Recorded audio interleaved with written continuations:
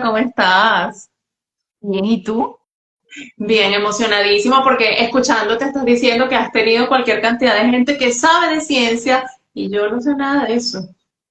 No, no, pero ya va, tu experiencia va a ser muy enriquecedora. Cualquier persona que pueda aportar un granito de arena para un familiar de paciente, o para un paciente o para alguien que tenga un problema de salud, porque a veces estos lives se magnifican a problemas de salud, es completamente válido. Así que bienvenida, Alejandra. Gracias por decirme que sí. Muchísimas gracias. Alejandra tan bella. Ella, yo le dije, Alejandra, ¿cómo quieres que te presente? Porque Alejandra, ustedes saben, ella es una mujer increíble. ¿Cuántos años tenemos, cuánto tiempo tenemos sin vernos? ¿Cuántos años que no te veo la cara? Muchos. No, wow. Sí, yo creo que 2010, 2019, 20, por ahí. Estaba mi mamá todavía, mi mamá todavía estaba. Imagínate tú, tenemos muchísimos, pero siempre estamos en contacto por WhatsApp, siempre estamos en contacto. Lo bueno De de las redes, exacto, algo bueno. Alejandra es familiar de una paciente oncológico que fue mi paciente en un momento, fue una paciente mía del hospital y bueno, la paciente lamentablemente falleció y ella quiere contarnos más o menos cuál fue su experiencia y cómo eso le ha permitido trascender ayudando a otras personas. Pero las personas que nos están conociendo no conocen tu historia, yo la conozco, bueno, digo yo que la conozco, porque no, nunca termina, sí, de adentrarse en todo. ¿Tú le podrías contar más o menos cómo fue al inicio cuando le dieron el diagnóstico a tu mami? En una época, cabe acotarlo porque voy a hacer la acotación, para la redundancia, de que no habían redes, porque no me recuerdo exactamente el año, pero podrías mencionarlo para que era un contexto distinto, porque ahorita todo con las redes es una locura. Bueno, Franche, estábamos iniciando, bueno, estábamos terminando quizás el 2007, apenas estaba empezando ese boom del Facebook donde todo en 2007, finales, 2008, inicio, empezaba la gente como a meterse en el Facebook, ¿no? 2007 fue un año realmente en el que hubo todo un revoltillo al final, porque en esto de las publicidades de televisión de Tócate, ella empieza a hacerse la práctica del autoexamen y ella se siente una bolita. Pero como esas cosas que uno no le presta atención, yo también recaí en algo de una infección que tuve con un absceso que tuve en la espalda y justo para ese mismo mes me hospitalizan. Y justo el día que ella tiene que hacerse la mamografía, yo estaba hospitalizada y ella no quería ir por cuidarme. Y yo, no, mamá, tienes que ir, tienes que ir, tienes que ir. Y efectivamente cuando va y se hace la mamografía, pues, oh sorpresa, la doctora de cabecera le dice, Lucila, tienes que ir a profundizar con una biopsia o ver a un oncólogo porque lo que yo estoy viendo no parece ser bueno. Y alarma. Yo siempre he dividido la enfermedad de mi mamá en dos temporadas, primera temporada y segunda temporada. La primera temporada fue 2007 y fue cuando inició todo y la segunda temporada es su recaída en el 2017, justo 10 años después. Entonces, bueno, ella la diagnostican con un carcinoma lobulillar infiltrante en una mama. No recuerdo ahorita si es la derecha o la izquierda, estoy peleando con mi memoria. Y bueno, todo eso viene con el tema de los tratamientos, a correr, medicina o la salud en Venezuela, que no estaba tan deteriorada en el 2007 como está ahora, pues por supuesto sin seguro médico, sin la suficiente capacidad económica para cubrir y darle comodidad, porque era lo que ella quizás hubiese necesitado más. Y bueno, comienza toda esta trayectoria a la que yo le llamo este camino que fue largo pero derechito, como yo le decía a ella. O sea, a pesar de todos los contratiempos, se va derecho porque se consigue, gracias a Dios, la entrada en el oncológico Luis Racetti, se consigue de primera mano de un oncólogo, el doctor Echegaray, quien tuvo la venia de darnos una carta y todo eso, y gracias a eso la admitieron a ella. Y a partir de allí comienza mi experiencia como su cuidadora, o sea, de primera mano con ella a estar de la mano a cuidarla. Cabe destacar que somos mi hermano y yo, pero tú sabes que, bueno, las mujeres siempre somos más como apegadas con esos temas con la mamá. Y bueno, a partir de ahí comienza esa experiencia de auto llamarme su cuidadora, pues, a partir de ahí. ¿Y tu mamá se hacía rutinariamente mamografía y eco mamario?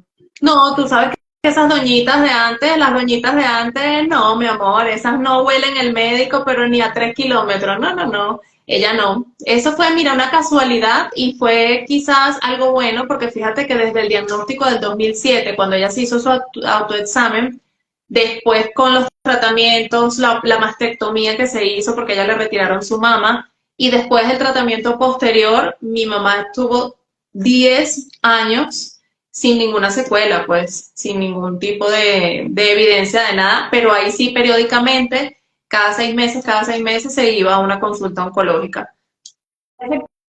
Como tú me dices que ella se palpó la lesión porque escuchó lo del el tócate. Entonces, fíjate, cuando empezamos que te digo, cualquier persona que nos pueda escuchar, por eso cuando a mí me hacen una entrevista o me hablan o algo, yo intento, es de cáncer de mama y yo como oncólogo me sale una vena así y empiezo a decir, pero no olvides ir al urólogo, pero no olvides si fumas hacerte tu tomografía de tórax, pero no olvides que la citología de cuello uterino previene, prevención, esto no lo logra casi ningún cáncer. El cáncer de cuello uterino, realizar la citología anual lo previene porque permite diagnosticar lesiones premalignas antes de que se transformen en malignas. Digo a los pacientes la importancia de la endoscopia digestiva inferior cuando tienen más de 45 años, varones y hembras, porque puede prevenir también y puede diagnosticar lesiones muy, muy pequeñas y evitar que te hagan una colostomía y toda la cirugía de colon es bastante complicada. Entonces, Totalmente. sí, la campaña Tócate tiene un impacto. ¿Qué fue lo primero que pasó por tu mente como familiar y como tú misma acabas de decir, cuidadora principal, ¿no? Que tengo un live sobre el cuidador principal y el desgaste físico, emocional y mental y lo mucho que se le exige. ¿Qué fue lo primero que pasó en tu mente y cómo lo pudiste disimular frente a tu mamá, si es que lo pudiste disimular? Sí, obviamente no es fácil que te digan de una vez un diagnóstico oncológico positivo para malignidad. Yo me he querido negar a partir de ahí a decir la palabra con todas sus letras, pero obviamente es un impacto porque aunado a eso siempre viene, aquí hay un final y el final es que esta persona no va a estar. O sea, uno ni siquiera espera, no, mira, hay una alternativa, hay tratamientos que pueden mermar ese tumor o lo pueden eliminar, o no, uno se nubla de una vez, pero sin embargo, nosotros tuvimos una experiencia muy dura, no voy a decir el centro de salud por respeto, pero su primer encuentro con el resultado fue un doctor que agarró la placa, la montó en la lámpara y le dijo, eso hay que cortarlo. Así le dijo, con esas letras. Obviamente de ese centro oncológico yo huí corriendo porque yo dije, yo no voy a permitir que aunado a este resultado, a ella la traten como que si ella no tiene amor por su cuerpo, porque entonces viene la parte donde piensa la gente que, ay, es una mujer de 60 años, ¿qué importa? Que le corten un seno o que le corten dos, discúlpame, o sea, son 60 años viéndote al espejo con dos mamas que son parte de ti y que vas a empezar a verte sin una. O sea, eso tiene un impacto psicológico brutal a la edad que tengas. O sea, cualquier parte del cuerpo que te falte. Entonces, yo lo pude disimular gracias a Dios. De hecho, le dije al doctor, un momentico, doctor, vamos a hablar en español, que me está tratando de decir, no, bueno, sí, ya, él se calmó un poco. No, bueno, eso lleva tratamiento, hay que hacerle tratamiento porque ella tiene un carcinoma allí y eso hay que atacarlo rápido porque tiene ramificación y se puede complicar y tal. Y bueno, de ahí fue que ya nos fuimos al otro centro de salud que sí es el oncológico Luis Racetti, que lo voy a nombrar el resto de mi vida porque fue donde lo atendieron, y donde conocí personas maravillosas que me ayudaron a afrontar el día a día como cuidadora, porque como tú misma lo estás diciendo, el impacto psicológico es brusco, es demasiado brusco. O sea, es armarte de interés y de valor porque es la persona que más amas en el mundo, porque en este caso fue mi mamá, pero puede ser tu hermano, puede ser un primo, puede ser tu novio, puede ser tu amigo.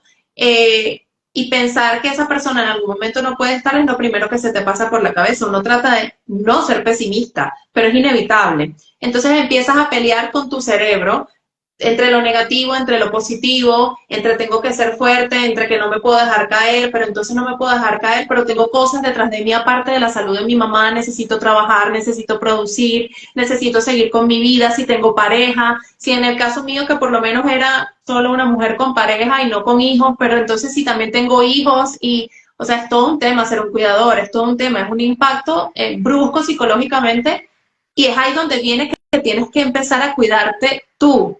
Entonces, erróneamente las personas que cuidan se ensimisman y se dedican tanto al paciente que se olvidan de sí mismos. Se olvidan de comer bien, se olvidan de dormir bien, se olvidan de distraer su mente en las cosas que le gustan. Yo tengo una amiga que dice que la música la salvó en su momento de depresión y la música a mí me salva también. O sea, yo siento que la música me lleva a lugares imaginarios y canto y dreno y grito. O sea, te tienes que permitir espacios donde te puedas divertir en tu mente para disipar toda la tensión que ya te trae el hecho de tener que enfrentar un diagnóstico y además en Venezuela, ¿no?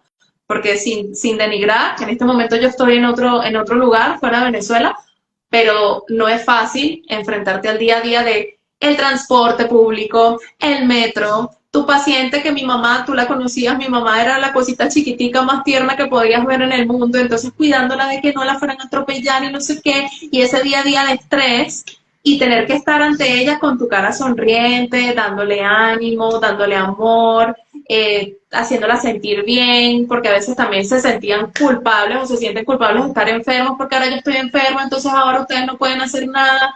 Es fuerte, es fuerte. Sí.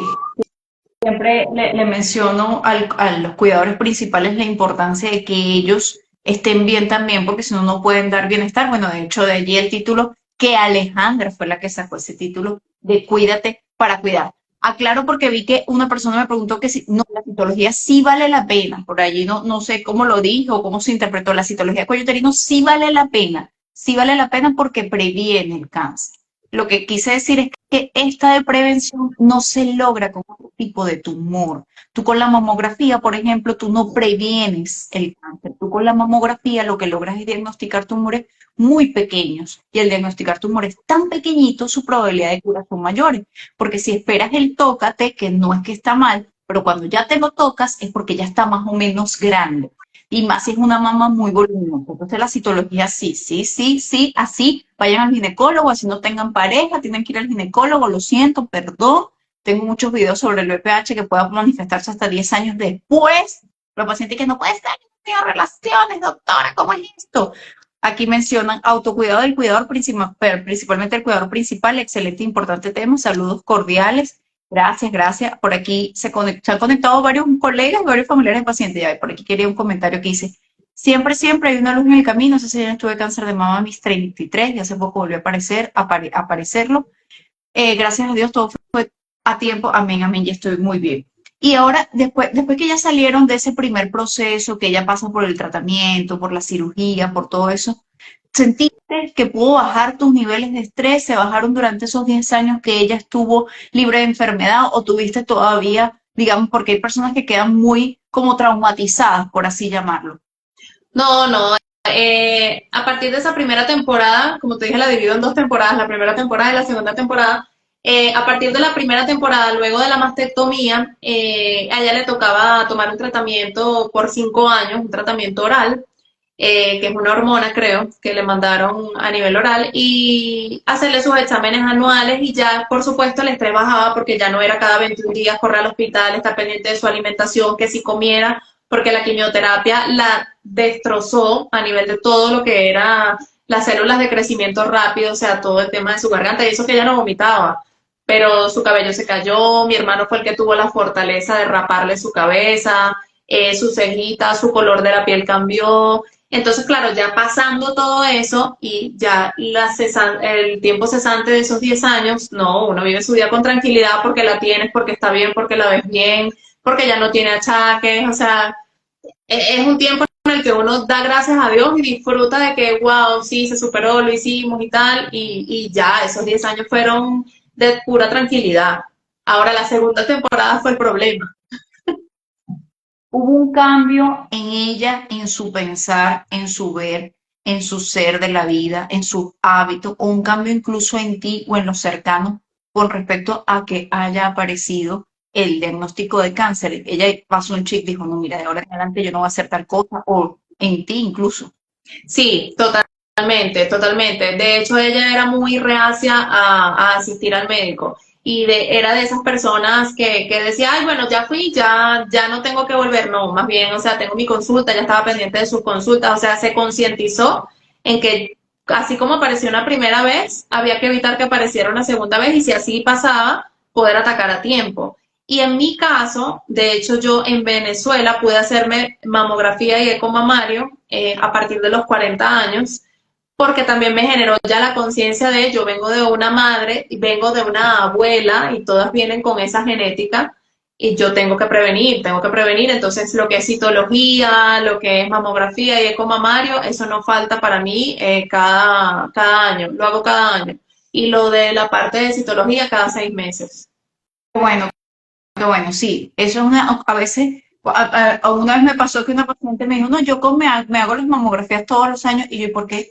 No puede ser, nadie viene aquí haciéndose la mamografía todos los años, no te creo, porque lo que impacta en la mamografía anual es que cuando tú la comparas con la anterior, si ves algo que se está empezando a formar, que es muy chiquitico, que todavía ni siquiera era un tumor, digo un tumor palpable, y tú dices, ya va, ven acá, esto no estaba aquí. Entonces logras diagnosticar lesiones de hasta menos de la mitad de 1 centímetro. O sea, menos de la mitad de 1 centímetro. Es una lesión que jamás de la vida se iba a palpar. Jamás. No importa que no tuviese, pues una paciente me dice, es que yo soy tan plana que automáticamente me la voy a palpar. No, es que jamás se lo hubiese podido palpar. Sí, es complejo. Y ahorita, antes era 40, pero ahorita la pesquisa de la mujer venezolana es a los 35, por si hay alguien que me está escuchando por allí. A los 35 años, si tienes un diagnóstico cercano, primer orden, eso quiere decir hermana o mamá con diagnóstico de cáncer de mama, tu control debería empezar 10 años antes. Es decir, si tu mamá le diagnosticaron cáncer de mama a los 40, tu control debería empezar a los 30, 10 años antes. Si tu mamá se lo diagnosticaron cuando tenía 35 años, por eso fue cuando los pacientes me dicen, yo tengo mis familiares con cáncer, y lo primero que pregunto es a qué edad se lo diagnosticaron, porque si se lo diagnosticaron a los 35, tu control tiene que empezar a los 25. Pero no voy a seguir hablando porque entonces tú eres la protagonista aquí. Y una vez, ahora, ¿cómo fue el proceso de la segunda temporada, como tú lo dices?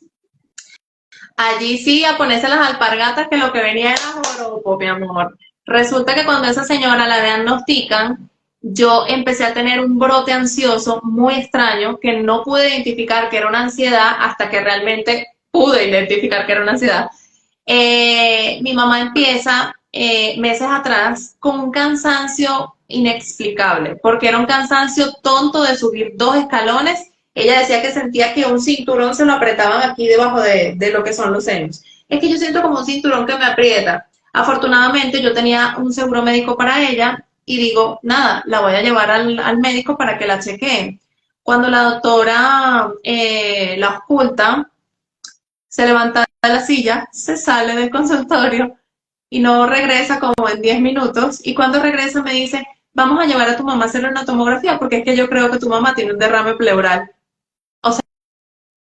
Yo no sé qué me pasó en ese momento, me volví como loca, agarré el teléfono a llamar a mi hermano y la doctora, cálmate, o sea, derrame. A mí no me importó lo que dijo después y yo no sabía lo que era un derrame pleural hasta ese momento. Derrame, para mí fue derrame y ya, o sea, mi mamá tiene un derrame, por eso no puede respirar. Bueno, nada, la llevaron y el diagnóstico, efectivamente, la doctora le hizo todas las preguntas pertinentes y nada, la doctora me dijo, estoy un 99% segura que el cáncer regresó y está a nivel metastásico ya. Me empezó a enseñar todo lo que eran los huesos y tenía lesiones a nivel óseo, pues ya tú conoces ese resultado obviamente. Y a partir de ahí, Francesca, la historia fue otra conmigo, porque entonces yo tuve que vivir esa segunda temporada con ansiedad.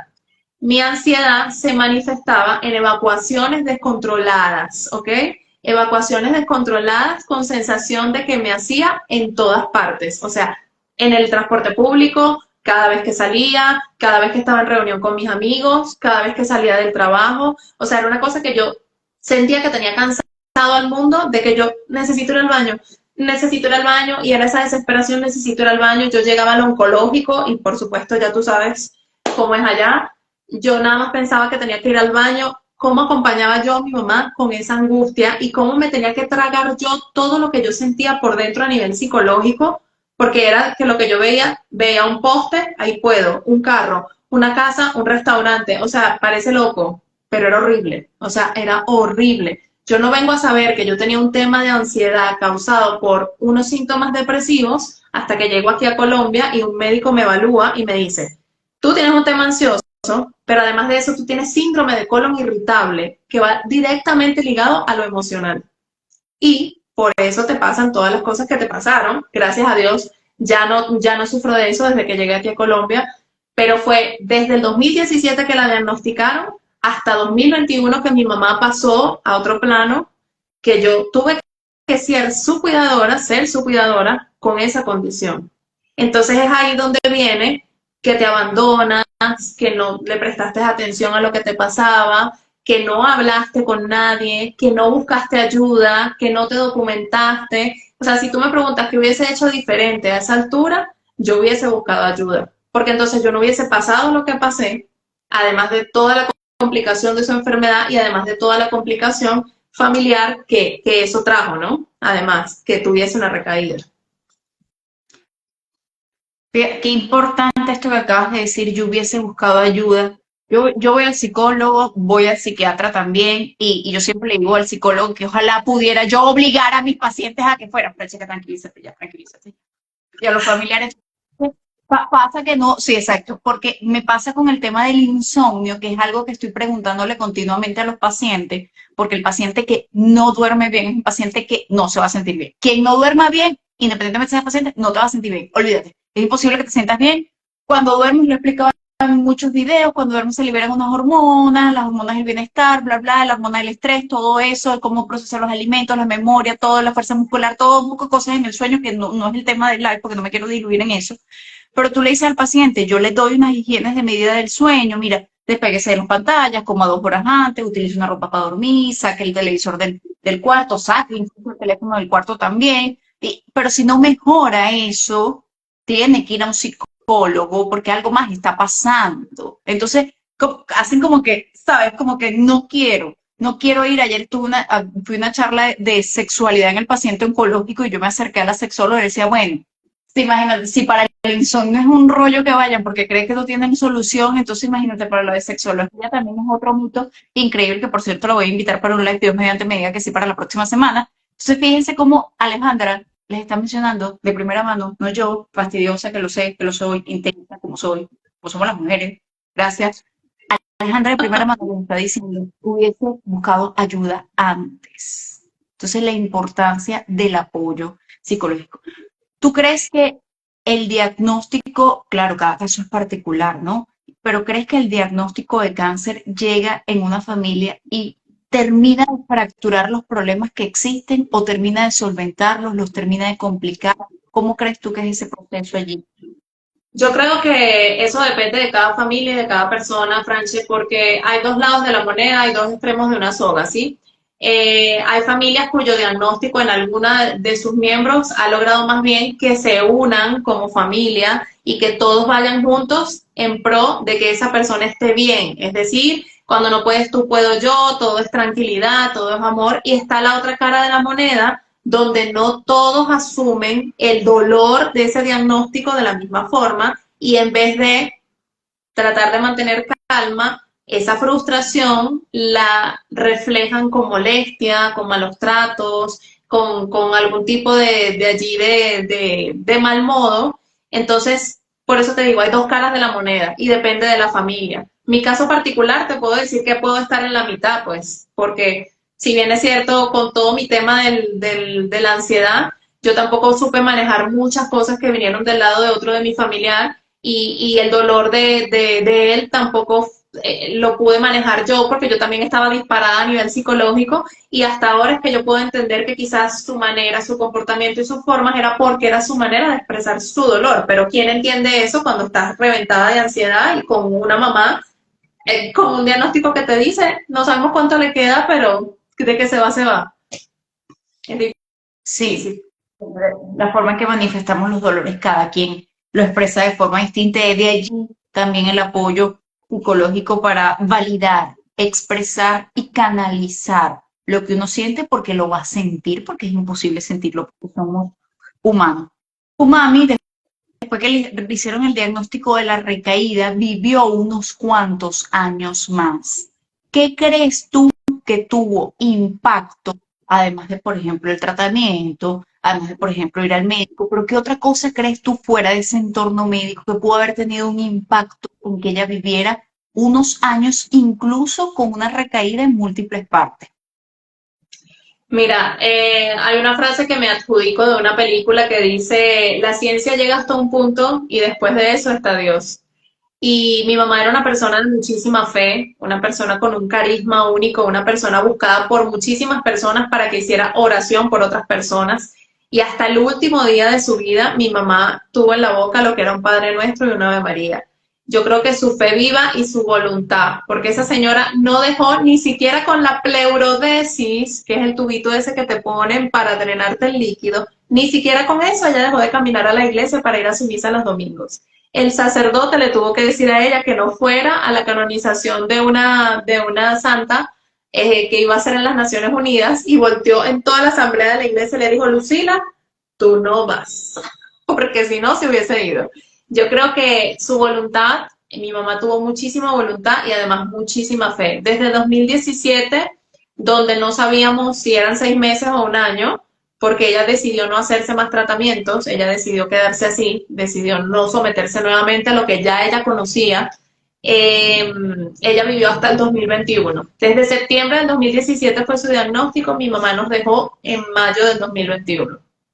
Y te puedo decir que tuvo calidad de vida. No fue una paciente, a pesar de su diagnóstico, que estuvo arrastrada de dolor, ni mal, no. Hasta el último día de su vida, ella vino a desmejorar en abril, que ya no pudo valerse por sí misma, sin embargo siempre tuvo conciencia y tenía lesiones hasta en el cráneo, o sea, esa señora estaba minada. Ya tú le podías sentir las tumoraciones cuando la sobabas, le sentías los...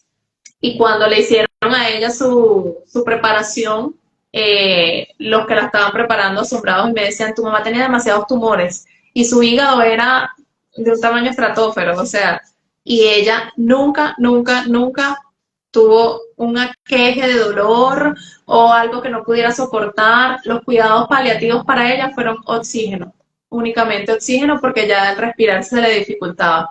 Entonces, para mí, con el respeto de la ciencia, el milagro patente en ella es eso, que ser una mujer de tanta fe y de tanta creencia le trajo un camino bastante tranquilo que transitar con un diagnóstico tan duro como fue una metástasis ósea a nivel general, pues.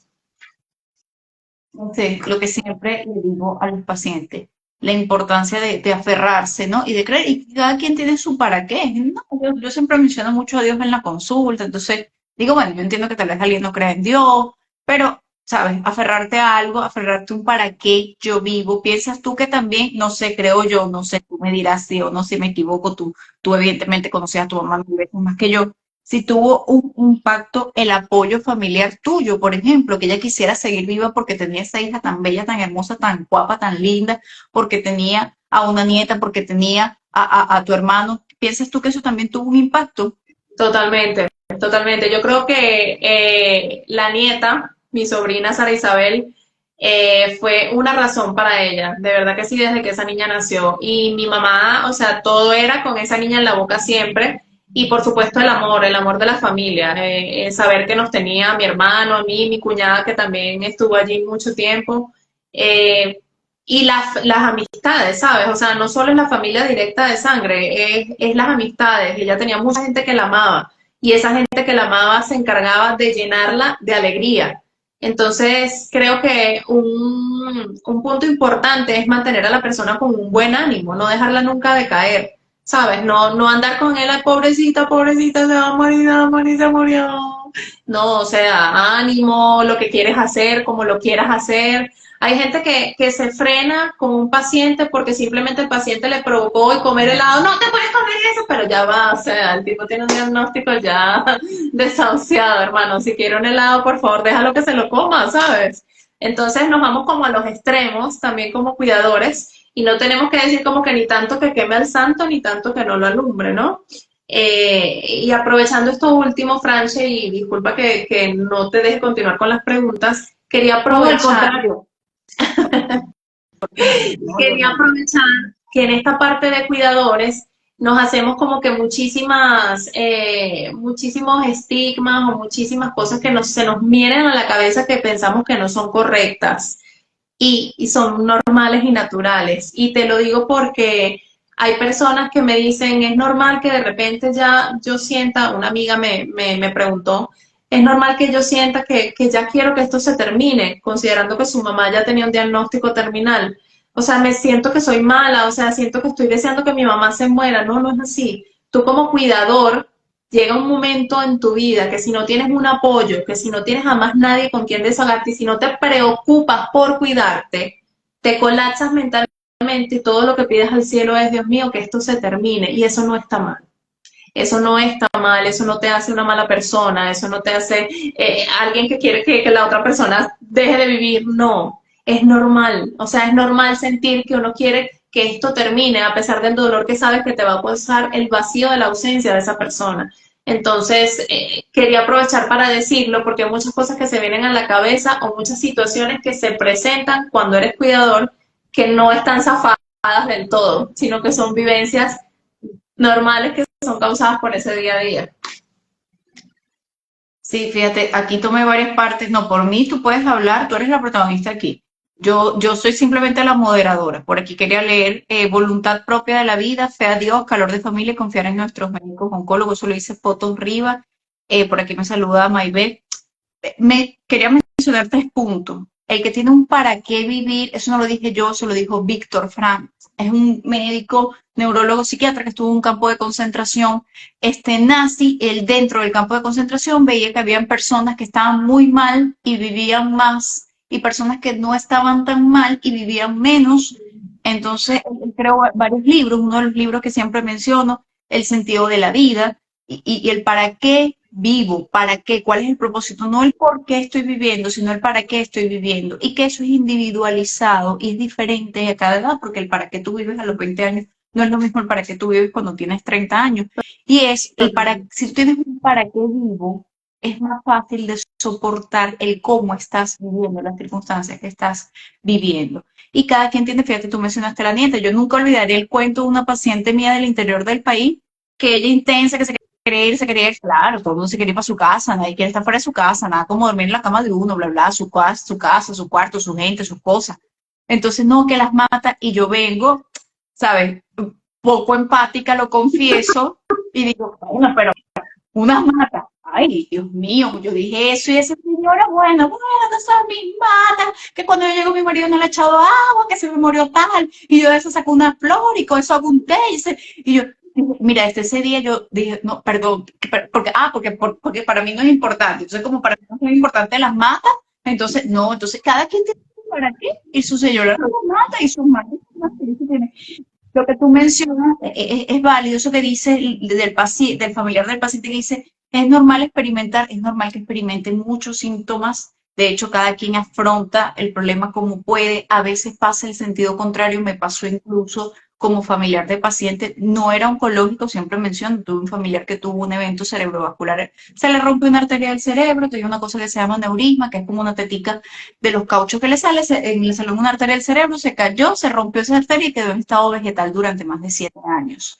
Y a veces uno el egoísta que no quiero que se muera, claro, cuando le pasa todo eso, pese a que soy médico, cuando la vinculación afectiva te bloquea, y entonces uno como que no quiero que, y ya en realidad esa persona había dejado de estar desde ese día que le dio la CB, dejó de estar, nunca estuvo, ¿no? Estuvo con leves niveles de conciencia, pero nunca volvió a emitir palabra ni nada. Entonces a veces es el egoísmo de uno.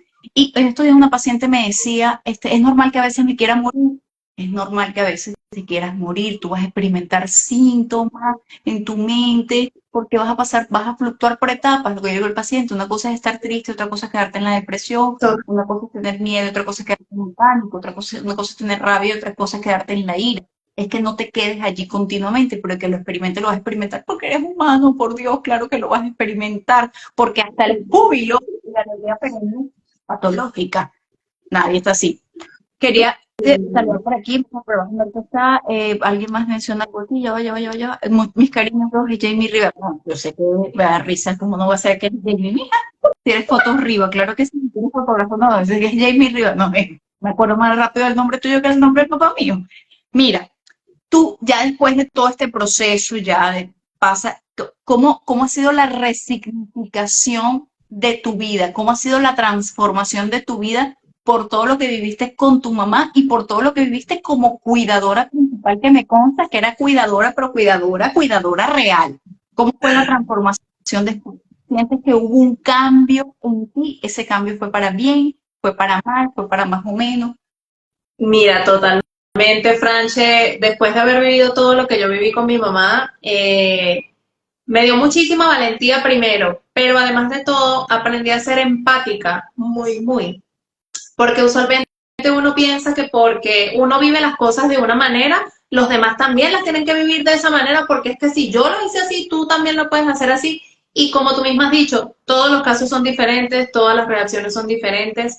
Y a partir de la experiencia de mi mamá, no me preguntes por qué, se me ha acercado N cantidad de gente a decirme, mi papá se me cayó, mi mamá me está tratando de esta manera, o mi mamá se enfermó, o a mi hijo le está pasando esto de la nada, y tengo, gracias a Dios, como darle una palabra de aliento, como darle como ese confort de te puedes sentir así, o es posible que te sientas asado porque no haces tal cosa, o porque no te disipas, o hay algo que también como cuidadores no vemos, y es que en medio de la angustia por querer que esa persona esté bien, no nos estamos dando cuenta de que realmente tiene esa persona por dentro, y eso es algo con lo que tenemos que empatizar demasiado como cuidadores. Entonces la experiencia con mi mamá me ha dado oportunidad para yo poder decirle a otras personas, esto es lo que puedes ver en esa persona, tienes que entender estas cosas, tienes que tener paciencia con estas otras cosas y tienes que hacer o puedes hacer, no tienes, puedes hacer las cosas de esta forma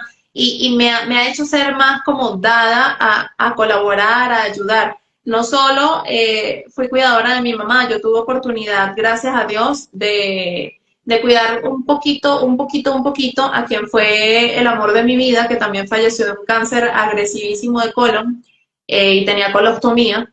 Entonces a él también pude brindarle mi apoyo, a uno de mis mejores amigos que también estuvo en el Pérez Carreño con el que va en la médula, ¿cómo es que se llama? Linfoma no Hodgkin, linfoma Hodgkin. Sí, también, o sea, tú desarrollas un sentido de la colaboración después que eres cuidadora, que ves lo que otros no ven. Ejemplo, bueno, le voy a llevar la comida al paciente porque está enfermo, toma la comida. Me voy a poner aquí con el celular porque bueno, y el paciente no puede estirar el brazo para agarrar una cucharilla, o no puede abrir el envase, o el envase está caliente, o quiere agua, o sea, eso lo desarrollé, ese sentido de la necesidad del otro y que la reconozco y que me aboco de una vez a qué necesitas, qué quieres, o qué puedo hacer. Eso es algo que desarrollé gracias a la experiencia con mi mamá, gracias a eso. Y cómo te han buscado? Porque te han buscado incluso porque, o sea, casi que es porque tú lo publiques y que hola, en el estado buena, si necesitan algún consejo, o sea, te buscan de por sí, lo viven, pues. Sí, es algo que es casual, es muy casual. Hace poco acompañé a un amiguito cuya madre se nos fue muy prontamente, prácticamente podríamos decir que de la nada. No es lo mismo que se vaya un familiar de tu vida con un diagnóstico previo a que se vaya una persona que estaba sana el mes anterior y al mes siguiente ya no está. Y ese amiguito acudió a mí de la nada, y yo lo pude consolar y pude darle palabras de aliento y pude darle mi experiencia y decirle lo que él podía hacer o no hacer. Y ese muchacho al sol de hoy dice que yo fui la única persona con la que él tuvo la valentía de ser vulnerable, porque además es hombre y los hombres les cuesta mucho este proceso. Y él conmigo, o sea, fue una cosa que me dice, o sea, a ti te puso Dios, me decía, a ti te puso Dios porque de verdad es una cosa que me siento cómodo diciéndote lo que yo siento por dentro. Lamentablemente la pérdida fue muy abrupta y muy rápida, y bueno, ahora él está lidiando con lo que es la pérdida, cosa con la que también puedo ser empática y también puedo apoyar a los demás. No parece real porque dirán, perdiste a tu mamá y hablas así. Bueno, quienes me conocen saben cómo era Alejandra en la funeraria. O sea, yo no lloré, yo no me tiré al piso, yo estaba más bien tratando de que todos estuvieran bien alrededor de la persona que para mí había sido, o de, bueno, ese cuerpo que guardaba esa alma que ya no estaba ahí, de lo que había sido tan importante para mí. Yo lo que quería era que todos disfrutaran de historias, de anécdotas con ella, y que todo el mundo se sintiera bien, pero no es una cosa porque, ay, bueno, sí, la más fuerte, no, yo creo que es mi naturaleza, o sea, quedé como tan en paz con todo lo que di, todo lo que hice, que fue posible brindar ese tipo de alegría, ese tipo de tranquilidad en el momento que ya fue su despedida. Y es lo que me hace ahora, hoy por hoy, poder darle esa fortaleza o esa palabra de aliento a quien se me acerque. Porque como tú dices, yo no estoy publicando que yo voy a ayudar a la gente. No, la gente se acerca y pues si yo les sirvo de algo, pues ahí voy a estar para apoyar. Y lo que tú por aquí dicen, siempre lo digo, para el cuidador del camino es más difícil. En mi caso yo sabía que iba a estar bien, pero mi mamá no lo sabía y sufrió muchísimo. Y lo que tú dices, que no es lo mismo la muerte de alguien que tú, dentro de lo que cabe, esperarías que pasara a la muerte. Dirías que te ayudó de repente a elaborar como un duelo ya como más anticipado, como que bueno, ya sé que esto iba a pasar. Yo tuve un duelo previo, de hecho. Yo tuve eso que todo el mundo esperaba, que pasara en la funeraria, yo lo tuve una semana antes. Una semana antes porque un sacerdote muy querido se acercó como a darle quizás algún tipo de apoyo emocional a nivel de confesión o algo. Y cuando el sacerdote terminó con ella, se acercó a mí y me dijo estas palabras y me quebré, pero me quebré de una manera, me dijo, Lucila, está clara de que se quiere ir, pero Lucila tiene miedo de dejarte sola. Ay, Francesca, abrieron la llave. O sea, ese día yo lloré y esa siguiente semana hice un duelo. O sea, yo lloraba con el alma porque me puse a leer cartas de ella cuando ella quedó embarazada de mí, cartas de sus amistades, el diario que ella hizo desde que yo nací. Y yo era llora y llora y llora y llora. O sea, era eso de que yo sentía que me arrancaba algo de dentro de las entrañas y ese fue mi duelo antes de que ella muriera, una semana antes que ella muriera. Entonces no fue como que no lloré la muerte de mi mamá, sí tuve mi duelo, fue un duelo y sigo teniendo un duelo porque, ojo, están las épocas de las festividades que estamos iniciando ya y año tras año pareciera que fuera más fácil y no es así. No es así.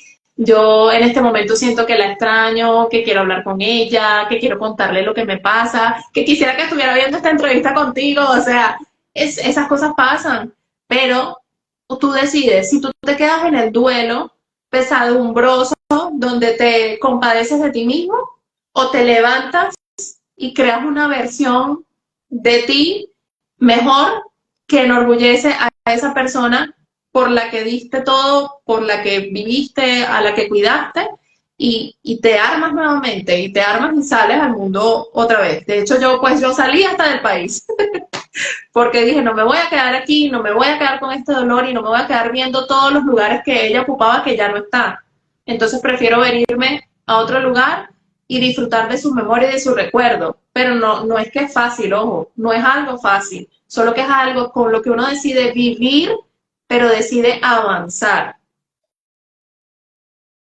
La transformación, que aquí yo copié dos frases de eso de ten la valentía de ser vulnerable, definitivamente es una frase que me llevo y que en efecto eso que tú mencionas que tu mamá le dijo al sacerdote es algo muy, muy recurrente en la consulta, sobre todo para las madres y más la madre como venezolana que es la mamá, bueno, la niña tiene 40 años y todavía es esa protección, es ese qué va a pasar si yo no estoy. No sé si quieras, ya estamos, prácticamente nos quedan algunos minutos, no sé si quieras mencionar algo más, decir algo más sobre tu experiencia o comentarle algo más a alguna persona que esté de repente conectado que creas que pueda ver el live en diferido. No, bueno, nada, la función de un cuidador no te la designa nadie. Tú decides si eres cuidador simplemente porque te sale del corazón o simplemente porque la necesidad te lleva a eso, pero nunca te olvides que como cuidador te tienes que cuidar en los espacios, en la mente, en tu tranquilidad, en la paz, en dispersarte, en alimentarte, o sea, física, mental, espiritual, tienes que fortalecerte. Y ojo, no hagas lo que yo hice. Si sientes que algo no está bien, busca ayuda. Hay muchísimos programas psicológicos en los hospitales. Yo fui a uno que fue donde entendí la actitud de uno de mis familiares y hay muchos programas que te pueden ayudar. Hay muchas opciones por las redes sociales que puedes buscar, hay muchos grupos de apoyo que pareciera que no, y hay mucha gente que está pasando lo mismo que tú estás pasando, solo tienes que buscar ese espacio para cuidarte a ti mismo y que así puedas hacer esa labor de cuidador de la mejor forma posible y que quede como una buena experiencia y no como un trauma. Totalmente, wow, muy, muy asertiva. Si crees que de repente hay alguien que quiera hablar contigo, ¿cómo hace para contactarse? Bueno, tienes mis redes sociales allí. Bueno, mi red social que más uso está el Instagram, que es Alejandra C793. Estaría abierta para cualquier persona que quisiera contactarme a partir de este momento. Y bueno, ya allí veríamos si nos facilitamos el WhatsApp y así. De verdad estoy disponible para cualquier persona que quiera hablar. Siempre es muy bueno que alguien más te pueda escuchar. No pienses que es tonto, no pienses que lo que te está pasando la gente va a pensar que es algo que no tiene importancia. No le restes importancia a tus necesidades en el momento que eres un cuidador. Apóyate con los demás, apóyate con quien haya vivido algo como lo que estás viviendo. Estoy de verdad a la orden de cualquiera que lo necesite. Alejandra C793, mi Instagram. Mira, yo tengo que ver este live porque yo aquí estoy sacando unas frases, no le restes importancia a tus necesidades de cuidador. Mira, por aquí la gente te felicita, dice, excelente live, gracias por este live, muchas gracias por este valioso en vivo, excelente, excelente, gracias por compartir, te abrazo Alejandra, Dios te bendiga grandemente de salud, te doy mucha salud.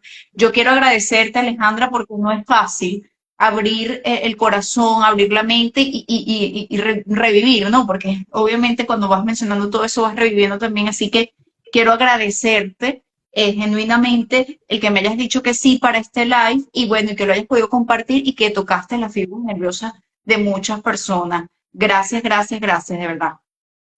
No, gracias a ti, Franche, de verdad que para mí es una oportunidad maravillosa, me siento súper honrada porque como dije al principio, no soy una persona con conocimientos científicos y me sentí súper honrada y de verdad admiro mucho lo que has construido en el paso del tiempo. Recuerdo cuando lo iniciaste y siempre creí que ibas a llegar muy lejos porque tienes el carisma, además tienes el conocimiento y tienes las vivencias profesionales y personales que te llevan a tocar a cada persona y a tocar cada tema con ese profesionalismo que lo haces. Así que muchísimas gracias, nena. Ay, qué bella, me encantó. Gracias por esta flor. Por aquí quería leerles un mensaje antes de cerrar que dice, esto lo escribió un familiar de paciente. Entré tarde, pero desde Panamá tu amiga y hermana que sabe la calidad humana que tienes, te amo hermana. Ella Sol Healthy. es mi mejor amiga, es mi mejor amiga. Pero igual, queda en diferido y lo pueden ver y después yo lo voy a subir a mi canal de YouTube. Aquí, bueno, esto es escribir un familiar de paciente, me dice, no me quiero enfrentar a que te puedo perder y por eso reacciono de la forma en que lo hago. Me carcome el sentimiento de culpa, me siento triste, rabioso, frustrado, impotente e incluso a veces inútil. Y lo peor de todo es que debo disimularlo frente a ti. Y siempre le conté cómo me sentía. Bueno, muchísimas gracias. Gracias a todos los que se conectaron. El live queda por allí. Nos vemos la próxima semana. Chao, Alejandra. Gracias. Que estés bien. Gracias a ti, gracias a todos por verlo. Bendiciones.